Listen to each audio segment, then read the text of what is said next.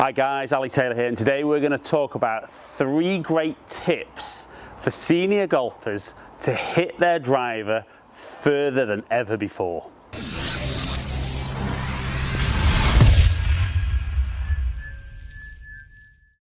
Right then guys, so I've said 3 tips there for senior golfers, but basically if you're somebody that wants more distance off the tee, this is going to be a video that's really going to help you. It's going to give you 3 really simple things to work on to enable us to kind of generate more clubhead speed in the correct fashion, but get that clubhead speed up, transfer that into the golf ball and get you hitting driver longer than ever before.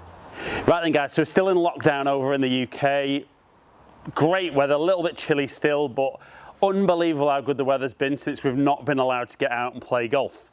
So my net's not come just yet, so I'm still not hitting golf balls, but we're going to work on a few things in your golf swing that we would like to see with driver, particularly if age maybe isn't on your side. I'm 44 now, and I'm probably swinging quicker than I've ever swung because I've really worked on building clubhead speed. But what we'd like to see with driver is lots and lots of speed and a nice fluid golf swing. Now, the challenge for me is I just don't see that with a lot of golfers, and even the guys that are trying to hit the ball further. You know, there's a few things, really big mistakes that I think they make. So I'm going to run through the 3 key things that I believe golfers need to be better at. Now, obviously we need to get this club head moving faster, and then obviously translate that from clubhead speed into ball speed. But we're going to work on how we're going to generate that clubhead speed today. So the first thing I tend to see with a lot of guys is they just look very kind of tight and stiff with their hands, their arms, and it's incredibly difficult to generate any clubhead speed. Now, I don't think there's a hard and set rule on how tight you can grip the club. You know, a lot of guys talk about tube of toothpaste holding a baby bird. I think grip pressure's got to be a little bit different for everybody, but certainly when muscles are more relaxed, it's easier for them to kind of be a bit more elastic, get a bit more speed there. So the way I like to talk about grip pressure is really on a scale of 1 to 10. So if 1 was almost dropping it and 10 was absolutely strangling it, let's say you were going to start round about kind of 3 out of 10. So do 1 where it's almost going to fall out your hands, do 10, back to 1 and a little bit more pressure. And I want you to make a few just little swings, very relaxed. And even there, without much body movement, I can really hear some good speed. Now I think what some of you will tend to find is maybe 3 out of 10 is a little soft and it'll feel like the club might come out your hands a little bit. So you might start at 3 and the pressure might just creep up a little bit. But if it's creeping up to 7 or 8, I think you can hear there less speed. So try and find something that you can start at and be consistent. Even if it's not perfect as yet, you know, so like for me, I feel I can be 3 out of 10, but if you need to be at 5 for now, start there. Start with some little swings. Really feels like my hands and arms are very involved to impact. Now we're not really using the body much at the moment, so that's fine. But I feel there, even without steps 2 and 3, I can already start generating some speed.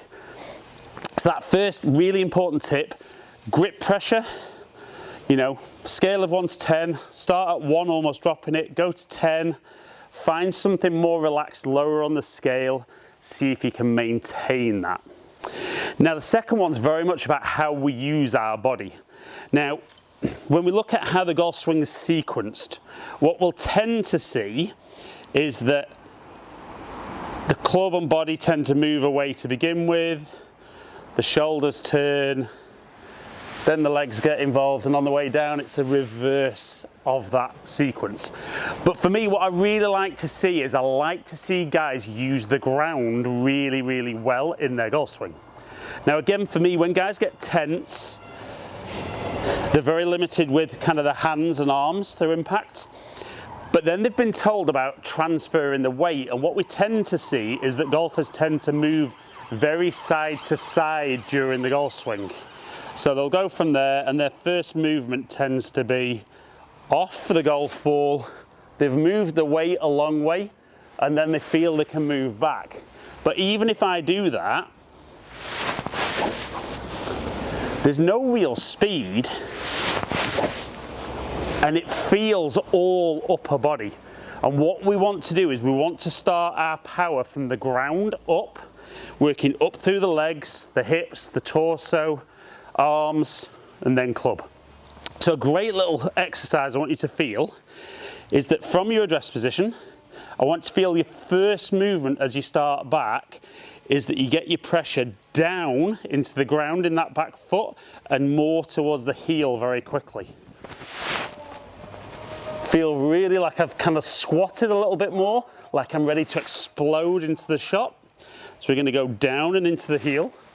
And then as we start down, we're going to shift across into that lead foot and again towards the heel. And straight away, that just feels, even without a club in my hand,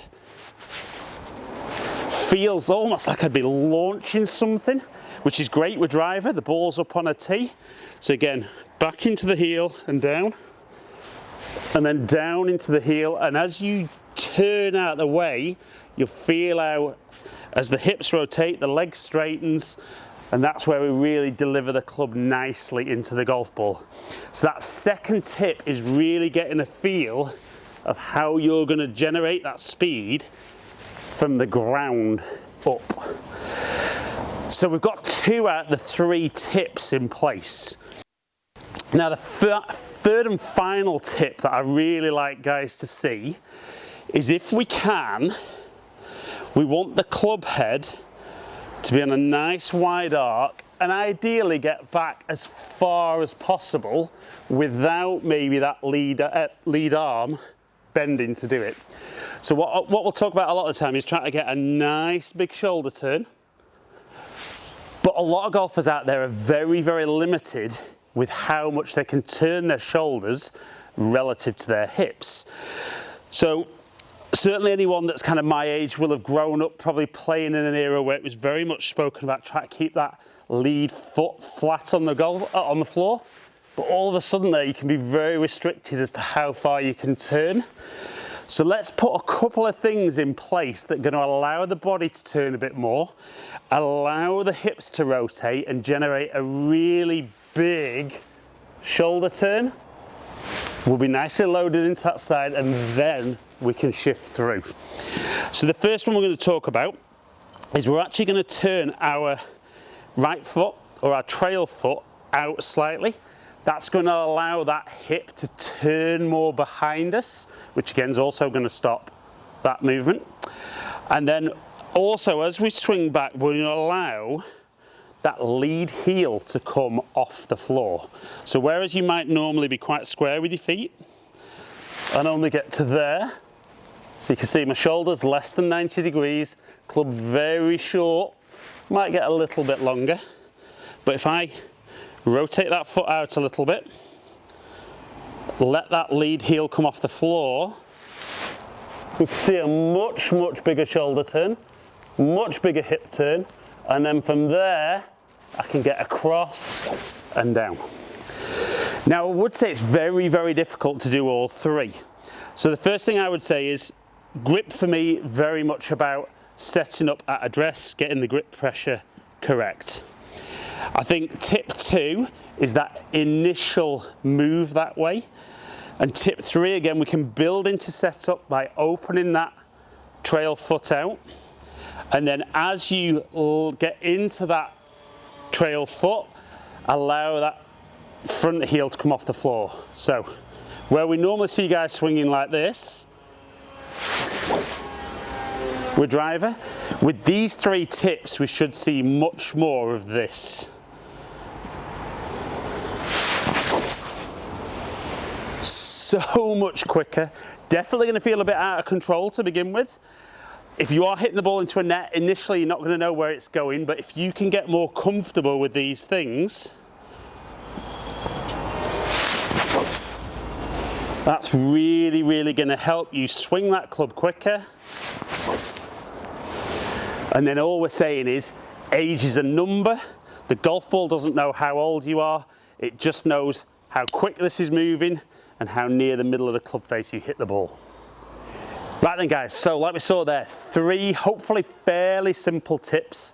Might be difficult to work on all 3 at once, but that first tip about keeping that grip pressure maybe a little bit softer than we normally do, but it's important not to start low on the scale and it suddenly jump up the scale as you swing. We want to be at an area on the scale where we can maintain that grip pressure. If it's a bit more relaxed, the hands and arms are going to be a little bit more elastic with the muscles, and we're going to see the energy transfer through the arms into the club and see more club head speed.